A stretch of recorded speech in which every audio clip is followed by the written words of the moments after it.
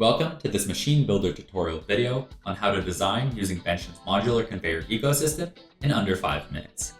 To start off, you can find the new conveyors under the material handling section of the parts library under Smart O-ring Conveyors. There are 4 different types of conveyors you can design from, with some of them having drop-down menus for pre-configured versions. In our case, we'll start with the straight powered section with 2 zones. After selecting that from the drop-down menu, you can click again and then add it to your design.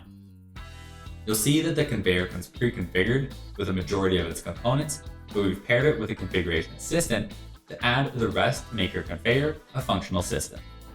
You can start off by adding the 4 angled brackets that allow you to mount your conveyor on an incline or perfectly level. Add 4 extrusions that will act as the legs for the system. Add the height adjustable brackets that will allow you to adjust the height of your conveyor, while also allowing you to floor anchor it using the provided poles on either side. Some additional extrusion and gusseting for additional horizontal support.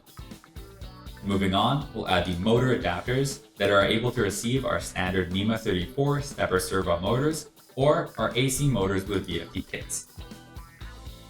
Adding the motors over here, the final step will be the add the box sensors. These can be programmed and configured directly within Machine Logic. Once complete, you can click Done to close out the configuration assistant. Now moving on, we'll build out the second version, which is the Skew Conveyor. It'll primarily be used for indexing boxes for palletizing uses. In our case, we'll select again the 2 zone that indexes from right to left, click to select it, and click to add it to our design. In this case, I'll simply click Autocomplete to automatically add the required hardware. Now the final one that I'll be using or designing will be the curved section. This allows you to create your own curved conveyor systems using 45-degree turning increments. Again, 2 of these put together will create a 90-degree bend. I'll autocomplete to add all of the required hardware. Now there's a few additional components that you can add to your design to make these a little bit more functional. First off would be for the skewed conveyors, you have additional conveyor brackets that will clear up the gap left by having an angled conveyor line.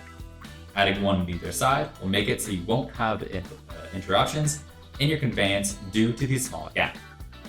You can also add additional bracing on either side to act as box guards.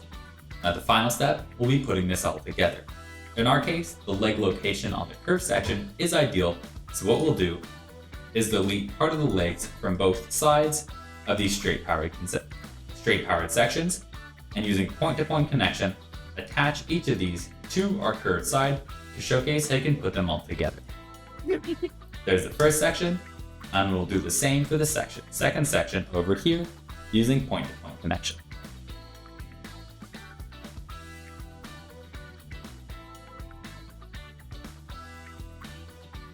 Zooming out, you can see how I've created a very simple 3-part conveyor system using Vention's modular ecosystem.